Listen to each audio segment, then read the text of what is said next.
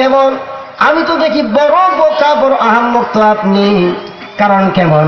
আপনি চিন্তা করি বড় বোকা এবং আপনি, কারণ তোমার বাড়ির দরজায় যে ঘর আছে এই ঘরের ভিতরে পথিক চলতেছে, আবার রাত্র যাপন করতে পারে, ভোরে উঠে চলে গেল, আবার আসতে পারে, কিন্তু তোমার রাজ দরবার থেকে কোনো মানুষ দুনিয়ার থেকে বিদায় হয়ে গেলে আর কোনোদিন আসে না। বলে আসে? আর কোনোদিন আসতে পারবে না।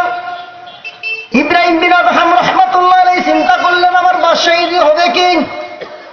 চিন্তা করলে দেখলেন সারা রাত চিন্তায় বিভোর হয়ে গেলেন, অস্থির হয়ে গেলেন। হায় রে, বাদশাহী দেখতে না দেখতে শেষ, কিন্তু পরকালের জিন্দেগি শুরু আছে, শেষ নাই।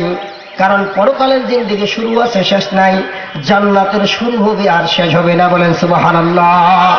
আল্লাহ রাব্বুল আলামিন বলেন, এর দুনিয়ার উম্মতের দল, দুনিয়ার ক্ষণস্থায়ী, আখিরাত চিরস্থায়ী। এই ৬০-৭০ বছর জিন্দেগি কষ্ট করো, আমি রব্বুল আলামিন তোমাদের অনন্তকালের শান্তির জন্য আমি আল্লাহ তাআলা জান্নাত দিয়ে দেব। সুবহানাল্লাহ। তুকু যাও সুন্নতে আহমদ, তুকু যাবা মুহাম্মদ, কই বুবতে দস্তুরা কার শয়তা লিকুনি নামত ওয়ালি করওয়ালি লাডু তস্তে বারওয়ালি হামসিরাত মুস্তফা দর তামামি হালে উকুন ইত্তেবা সুন্নতে খৈরুল বাশার কির লাজিম তাবুয়া বিন আইবসার। এরা নবীর উম্মতের দল, দুনিয়া অস্থায়ী, আখিরাত চিরস্থায়ী। বাদশাহ ইব্রাহিম বিন আদহাম রাহমাতুল্লাহ আলাইহি চিন্তায় পড়ে গেলেন। সব ছেড়ে দিয়ে আল্লাহকে পাওয়ার জন্য এত চেষ্টা করলেন, সমস্ত আলেম সাক্ষী, কিয়ামত পর্যন্ত তার নাম করতেই থাকবে। বলেন সুবহানাল্লাহ। মন্ত্রী একদিন জিজ্ঞাসা করলেন, বাদশাহ সব কিছু ছেড়ে দিয়ে আপনি কি পেলেন? ইব্রাহিম বিন আদহাম রাহমাতুল্লাহ আলাইহি নদীর কিনারে খেতা শিলাচ্ছে, কি সুই দিয়ে খেতা শিলাই। জিজ্ঞাসা করলেন, তুমি কে পেয়েছ? ইব্রাহিম বিন আদহাম রাহমাতুল্লাহ আলাইহি বলেন, ও মন্ত্রী, তুমি জানো না আমি যা পেয়েছি, পৃথিবীর কোন মানুষ যদি আমার এই জিনিস জানতো, সমস্ত ক্ষমতা প্রয়োগ করে হলে আমার ক্ষমতাকে ছিনাই নিত। কারণ আমি যেই ক্ষমতা পেয়েছি।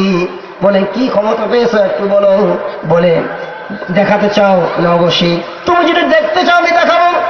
হাতের ভিতরে সুই ছিল, পানির ভিতরে নিক্ষেপ করলো, এরপরে বলো সুই, আল্লাহর হুকুমে আমার সুইচটা এনে দাও। নদীর মাছগুলো কে কার আগে সুইচ এনে দিবে প্রতিযোগিতা শুরু করে দিয়েছে। বলেন সুবহানাল্লাহ। এরা দুনিয়ার উম্মতের দল, চিরদিন থাকতে পারবে না। তুমি দেখো তোমার দাদা কোথায় গেল, তোমার মামা কোথায় গেল। কথা বলে ঠিক না বেঠিক?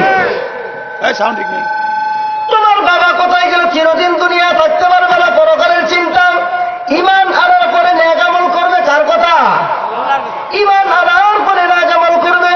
আল্লাহ রাব্বুল আলামিন প্রথম সেই কথাই বলেন, ঈমান মজবুত করে নিয়ে আসো আর নেক আমল করো, কারণ জাহান্নামী হইও না নেক আমল ছাড়া। দুনিয়াতে যেমন টাকা পয়সা ছাড়া অচল, আরে দুনিয়ার উম্মতের দল, খেয়াল করিয়া দেখো, আজকে দুনিয়া তোমার টাকা নেই, তোমার কোনো মূল্য নাই। পরকালের নেক নেই, তোমার কোনো মূল্য নাই। কারণ দুনিয়া আর দুনিয়া বাজার আখিরাত, দুনিয়া আখিরাতের বাজার। দুনিয়া কি? দুনিয়া আখিরাতের বাজার। দুনিয়াতে যা কামাই করবা সব জমা হবে, তোমার আমলনামার অ্যাকাউন্টে জমা হবে। নেট করবা সব জমা হবে। আল্লাহ রাব্বুল আলামিন তুমি যা করেছো সব জমা হবে। ইকরা কিতাবাকা কাফা, ইকরা কিতাবাকা কাফা বিনাফসিকাল ইয়াওমা আলাইকা হাসিবা।